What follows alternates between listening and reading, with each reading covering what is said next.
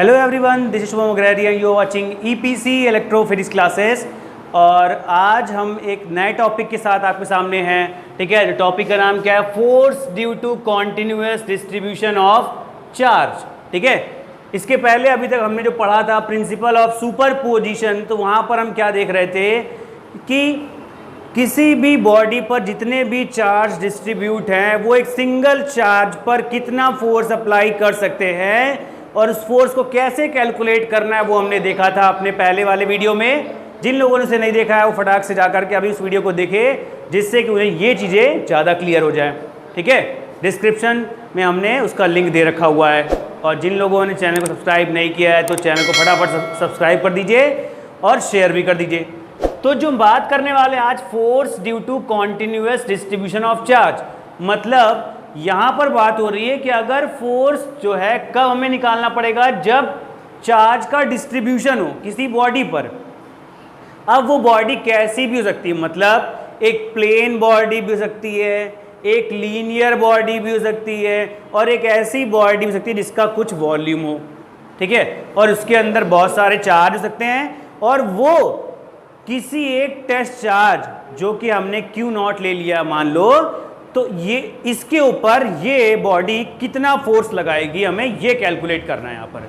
ठीक है, मतलब क्या है कि जैसे अगर हम कंसीडर कर लेते हैं सेम वैसे ही जैसे हमने किया था कहाँ पर, प्रिंसिपल ऑफ सुपरपोजिशन पे, वही करते। कोऑर्डिनेट सिस्टम हमने ले लिया यहाँ पर x, y और z, ये इसका ओरिजिन हो गया। हमने एक चार्ज यहाँ पर ले लिया Q0, एक चार्ज Q0 ले लिया और यहाँ पर हमने एक बॉडी ले ली। अब वो बॉडी कैसे भी ले सकते हैं, अगर हमें एक सरफेस लेना है तो हमने एक प्लेन सरफेस ले लिया।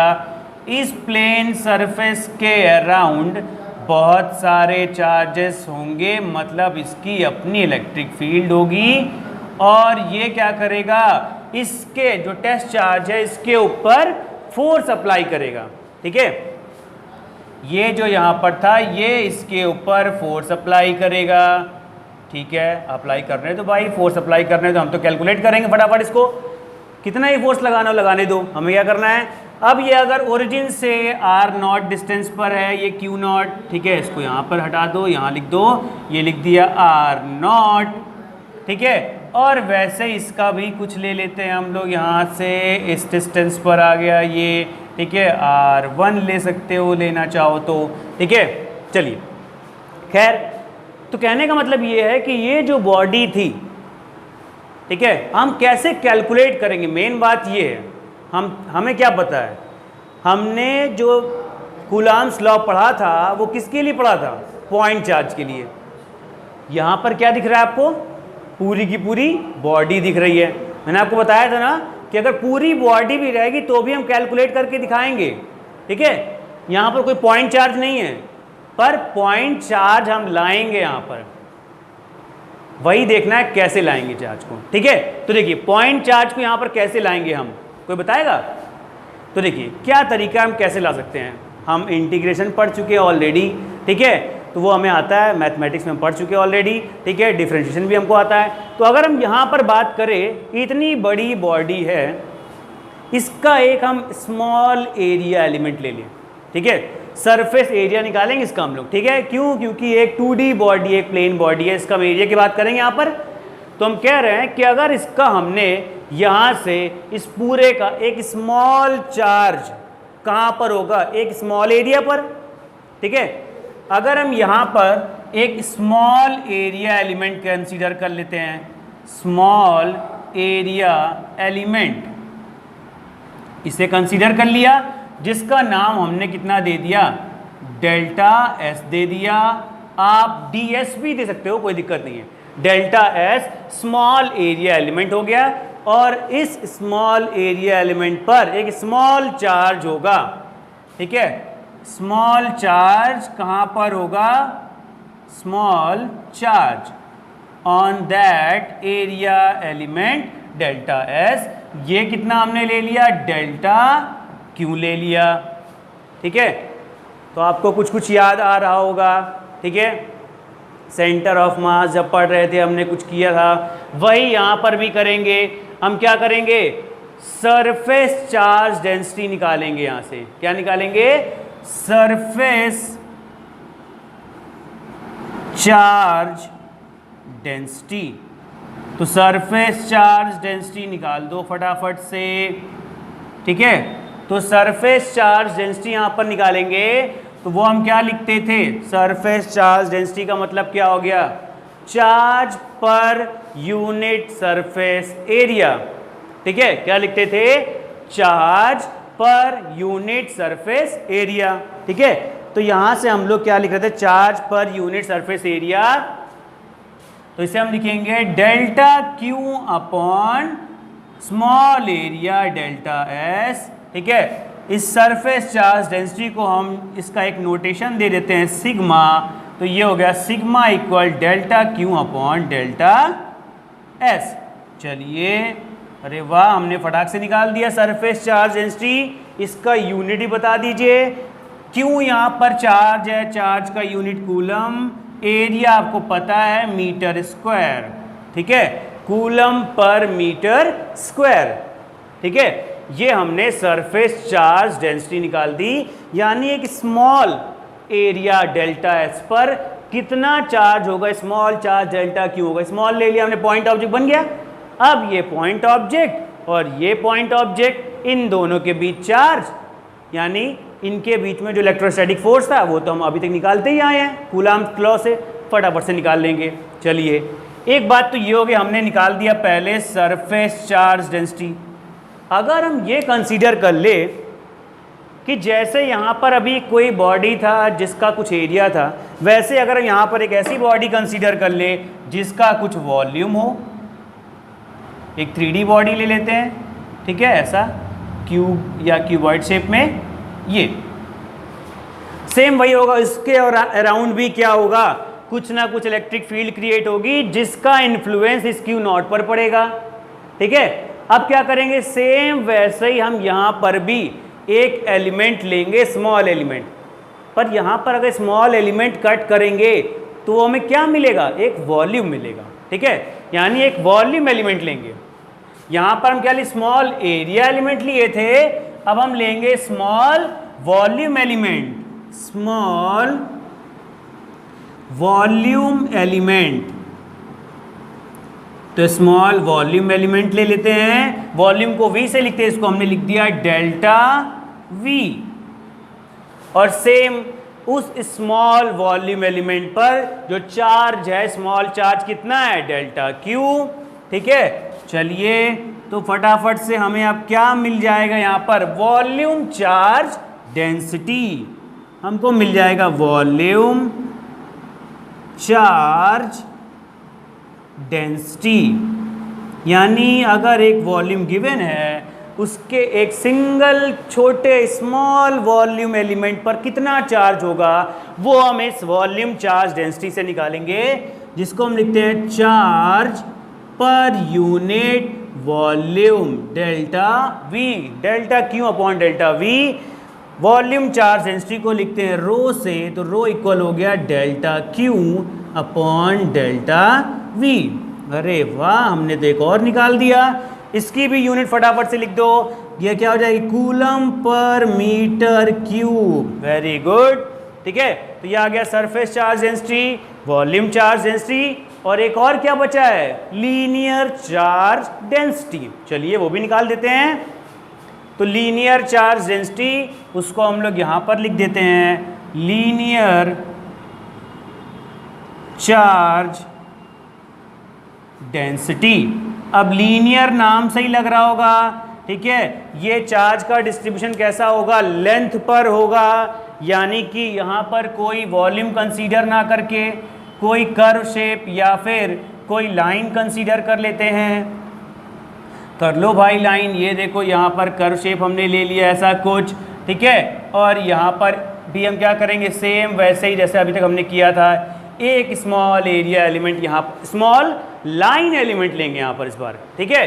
तो अगर यहाँ पर लाइन एलिमेंट डेल्टा L हो गया तो कोई दिक्कत नहीं। लीनियर चार्ज डेंसिटी जो है, जिसको हम लोग लैम्डा से रिप्रेजेंट करते हैं, क्या लिखेंगे? Charge per unit length, delta L. तो लैम्डा इक्वल आ गया delta Q upon delta L. इसे बोलते हैं लीनियर चार्ज डेंसिटी। ठीक है, इसकी हेल्प से अगर बॉडी कैसी है, लीनियर बॉडी है, ठीक है, कुछ ऐसे स्ट्रेट कंडक्टर है और इस पर अगर हमें क्या करना है, चार्ज का डिस्ट्रीब्यूशन निकालना है, तो हम इसकी हेल्प ले सकते हैं लीनियर चार्ज डेंसिटी की। इसका भी आप यूनिट लिख दीजिए, कूलम पर मीटर कर देंगे। ठीक है, तो हमने क्या पढ़ा, surface charge density, volume charge density और लीनियर चार्ज डेंसिटी। अब इन तीनों का यूज हम कहां पर करेंगे, एक एक करके हर बॉडी पर करेंगे। क्या निकालने के लिए, फोर्स कैलकुलेट करने के लिए। ठीक है, force due to continuous distribution of charge. ठीक है, चलिए फटाफट से कैलकुलेट करते हैं हम लोग। अब तब तक इसको आप नोट कर लीजिए। चलिए, तो हम निकालते हैं यहां पर force due to continuous distribution of charge. तो यहां पर हमने जो बॉडी कंसीडर करी है वो कैसी, एक लीनियर बॉडी कंसीडर कर ली है और लीनियर बॉडी का एक स्मॉल लीनियर एलिमेंट कंसीडर किया है हमने यहां पर, डेल्टा एल। अब इस डेल्टा एल की वजह से क्यू नॉट पर कुछ फोर्स अप्लाई होगा। ठीक है, तो अगर ये डेल्टा एल जो ओरिजिन से आर आई डिस्टेंस पर है, ये Q naught R naught distance पर है। ठीक है, तो ये जो है वेक्टर के फॉर्म में इसको हम लोग लिख देते हैं यहाँ पर। ठीक है, चलिए, तो ये कितना हो जाएगा, आर आई नॉट, इसको हम लोग यहाँ से लिख देते हैं। ठीक है, कोई दिक्कत। चलिए, अब हमें क्या करना है, इसकी वजह से, ठीक है, जो इसकी इलेक्ट्रिक फील्ड होगी ये इस पर फोर्स लगाएगा। अब देखिए एक चीज, ऐसा भी हो सकता है अगर हमने यहाँ पर वॉल्यूम या एरिया कंसीडर किया होता तो उसकी कोई बाउंड्री होती, तो इस बाउंड्री के अंदर भी हो सकता है ये क्यू नॉट और बाहर भी हो सकता है क्यू नॉट। अंदर का ऑलरेडी एक बार हम प्रिंसिपल ऑफ सुपरपोजिशन में देख चुके हैं। ठीक है, तो बाहर का देख लेते हैं। तो यहाँ पर कंसीडर कर देते हैं, क्या कंसीडर, क्या कंसीडर किया हमने, एन नहीं, एरिया नहीं है, consider a linear element, linear element, consider a linear element delta L. ठीक है, and force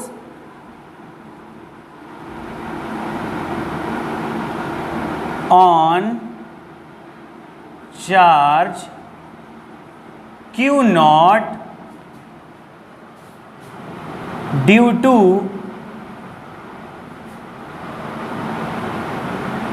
delta Q, due to delta Q, bracket में क्या लिख दोगे, चार्ज ड्यू टू, नहीं, charge on linear element delta L. ठीक है, तो हमने क्या लिया, consider a linear element delta L and force on charge Q naught due to delta Q is given by.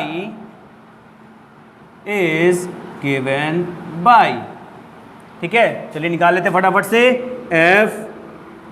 अब ये जो फोर्स हम यहाँ से निकाल रहे हैं, ठीक है, तो जिसके लिए निकाल रहे हैं उसके लिए यहाँ पर लिख सकते हैं एफ एल, चाहे तो लिखना चाहे एफ एल लिख सकते हैं, डेल्टा एल लिख सकते हैं, यहाँ पर कुछ भी लिख सकते हैं। ठीक है, लीनियर चार्ज की बात करें तो यहाँ पर एल कर देते हैं हम लोग। हमको पता है क्या फॉर्मूला होता है, 1/4 पाई एप्सिलॉन नॉट Q1 Q2। तो यहाँ पर हमने क्या ले लिया, Q नॉट, और Q2 हमने क्या ले लिया, delta Q upon R square.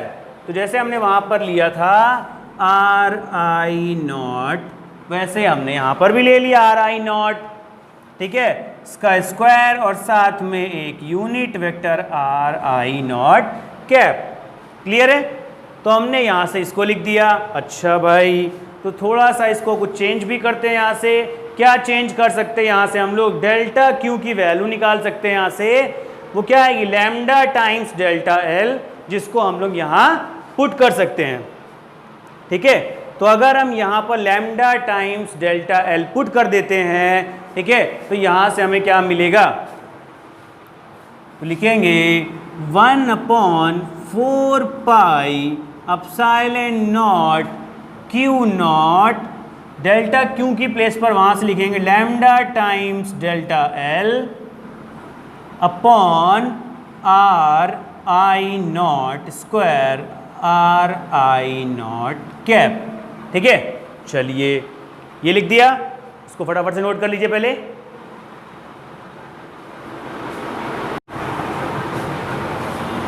Note कर लिया, तो देखिए अब ये हमने निकाल लिया।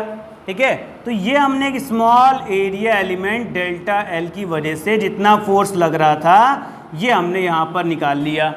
ठीक है, सॉरी एरिया नहीं, लीनियर एलिमेंट। ठीक है, तो यहाँ से हम निकालेंगे टोटल फोर्स निकालते हैं। देयरफॉर टोटल फोर्स किसकी वजह से, लीनियर डिस्ट्रीब्यूशन ऑफ चार्ज की वजह से। Total force due to linear distribution of charge, total force due to linear distribution of charge, linear distribution of charge, total force due to linear distribution of charge. इसको लिख देते हैं फटाक से, तो इसे हम लोग क्या लिखेंगे, इसको लिखेंगे यहाँ पर लिख दिया वेक्टर F इक्वल, क्या लिखेंगे 1/4 पाई एप्सिलॉन नॉट। ठीक है, तो क्या करेंगे, सेम वैसे ही यहाँ पर अगर हम इंटीग्रेशन का यूज़ करना चाहें या समेशन का, तो हमने लगा दिया integration of all length L, capital L। ठीक है, बाकी जो ऐसे लिखा है सेम उसको हमने वैसे ही लिख देना है।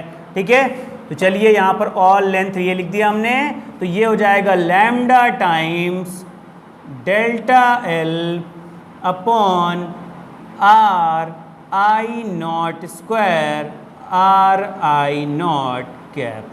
ठीक है, और साथ में क्यू नॉट था, क्यू नॉट को हम यहाँ लिख सकते हैं, कोई दिक्कत नहीं है। ठीक है, तो ये आ गया Q naught upon 4 pi epsilon naught. ठीक है, और ये इंटीग्रेशन L लगा दिया, lambda delta L upon R I naught square और आर आई नॉट। ठीक है, ये हो गया क्या, force due to linear distribution of charge. ठीक है, तो हमने लीनियर का निकाल लिया, हमको अब निकालना है सरफेस का और वॉल्यूम का भी। ठीक है, सेम ऐसे ही वो भी निकलेगा। तो इसको हम लोग ऐसे यहाँ पर नोट कर लो फटाफट से, इसको डब्बे में बंद कर देते हैं, इसको नोट कर लो। ठीक है, चलो तो ये हो गया लीनियर। अब अगर लीनियर की प्लेस पर हमें क्या निकालना हो यहाँ पर, ठीक है, सरफेस और वॉल्यूम, तो ऐसे जैसे इसको निकाला है सेम यही करना है। ठीक है, मैं आपको बता देता हूँ चेंज क्या करना है, सब कुछ यही लिखेंगे। यहाँ पर लीनियर एलिमेंट की जगह क्या लिख सकते हैं, सरफेस एलिमेंट कर देंगे तो डेल्टा एस आ जाएगा, वॉल्यूम एलिमेंट कर देंगे डेल्टा वी आ जाएगा। ये चार्ज वही रहेगा, यहाँ पर भी वही रहेगा, बस जैसे यहाँ पर लीनियर चार्ज डेंसिटी लिया था वैसे ही वहाँ पर सरफेस चार्ज डेंसिटी लेना है और एक बार वॉल्यूम चार्ज डेंसिटी लेना है। ठीक है, तो चलिए मैं आपको इसको लिख करके दिखाता हूँ। ठीक है, सेम तरीके से इसको रफ कर देते हैं और इसको रफ करने से, ठीक है, अब मैं आपको लिख के दिखाता हूँ डायरेक्ट कैसे हम लोग लिखेंगे इसको। तो चलिए, अब ये अगर हम यहाँ से टोटल फोर्स डायरेक्ट लिखना चाहें तो क्या लिखेंगे इसको, यहाँ पर total force due to surface charge distribution, due to surface charge distribution. चलिए उससे निकालते हैं हम लोग फटाफट से। तो उसके लिए हमें किसकी जरूरत पड़ेगी, यहाँ पर हमें पड़ेगी सरफेस चार्ज डेंसिटी की जरूरत पड़ेगी। तो F की वैल्यू सेम जैसे थी वैसे ही रहेगी, ये ऐसे ही बिल्कुल रहेगा, ये एकदम करेक्ट है, इसको ऐसे ही लिख दीजिए। ठीक है, इस डेल्टा क्यू को हटाएंगे यहाँ से और डेल्टा क्यू की प्लेस पर क्या लाएंगे, इस बार लीनियर नहीं, हम क्या लाएंगे, surface charge density, surface charge density, जिसको हम लोग सिग्मा से लिखते थे delta Q upon delta S. तो फटाफट से बताओ यहां से डेल्टा क्यू की वैल्यू कितनी हो जाएगी, सिग्मा टाइम्स डेल्टा एस, यहां लिख दिया सिग्मा टाइम्स डेल्टा एस। ठीक है, सब कुछ वही लिखेंगे। यहां पर total force due to linear की जगह क्या लिखना है, सरफेस डिस्ट्रीब्यूशन ऑफ चार्ज। ठीक है, और क्यू नॉट अपॉन 4πε0, यहां लैम्डा टाइम्स डेल्टा एल की प्लेस पर हटा दो, सिग्मा टाइम्स डेल्टा एस लिख दो, और एल की प्लेस पर क्या लिख देंगे, एस लिख देंगे, सरफेस इंटीग्रल लगा देंगे, सी हो गया। ठीक है, तो ये हमने क्या निकाल दिया कि अगर चार्ज जो है वो कैसा हो, सरफेस पर डिस्ट्रीब्यूटेड हो। ठीक है, वो इनसाइड भी हो सकता है और आउटसाइड भी हो सकता है। ये हो गया चार्ज, और यहाँ पर हमने कोई पॉइंट P कंसीडर कर लिया, और इसके वजह से जो यहाँ पर डेल्टा एस एलिमेंट था, ठीक है, इसकी वजह से इसके ऊपर कितना फोर्स लग रहा है। ये P पॉइंट अंदर भी सकता है, बाहर भी सकता है, मैंने आपको पहले बताया। ठीक है, तो ये हो गया, फटाक से इसको नोट कर लो। क्लियर हो गया, स्क्रीनशॉट ले सकते हो। अब हम क्या करते हैं, वॉल्यूम चार्ज डेंसिटी की हेल्प से निकाल लेते हैं। तो टोटल फोर्स, लीनियर एलिमेंट को हटा दो यहाँ से, इस बार क्या करेंगे, consider volume element, consider volume element delta V। therefore total force due to volume charge distribution,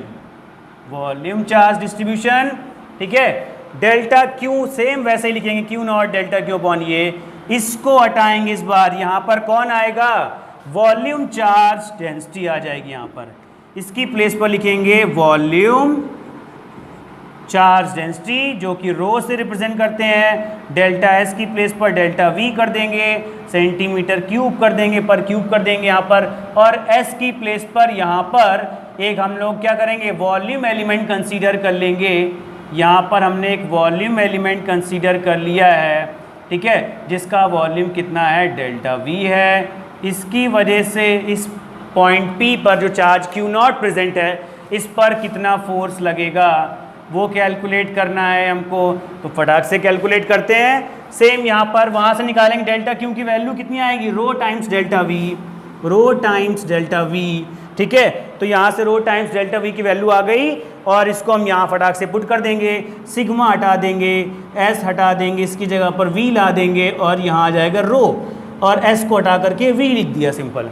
ठीक है, ये क्या हो गया, force due to volume distribution of charge. ठीक है, यहाँ हो गया वॉल्यूम डिस्ट्रीब्यूशन ऑफ चार्ज। ठीक है, तो ये आगे हमने निकाल लिया। ठीक है, तो हमने क्या निकाल लिया, सरफेस चार्ज डेंसिटी की वजह से, ठीक है, लीनियर चार्ज डेंसिटी की वजह से, और वॉल्यूम चार्ज डेंसिटी की वजह से, ठीक है, फोर्स कितना अप्लाई हो सकता है वो निकाला, यानी force due to continuous distribution of charge. ठीक है, अलग अलग चार्ज कैसे डिस्ट्रीब्यूट हो सकता है लीनियरली, सरफेस पर, वॉल्यूम पर, ये मैंने आपको सब करके दिखा दिया। ठीक है, ये सब प्रिंसिपल ऑफ सुपरपोजिशन की हेल्प से हुआ है। ठीक है, तो फटाक से इसको नोट कर लीजिए सब। ठीक है, अब अगले लेक्चर में हम लोग मिलेंगे अपने, तब तक के लिए thank you, have a nice day, और चैनल को सब्सक्राइब जरूर कर दीजिएगा। Thank you.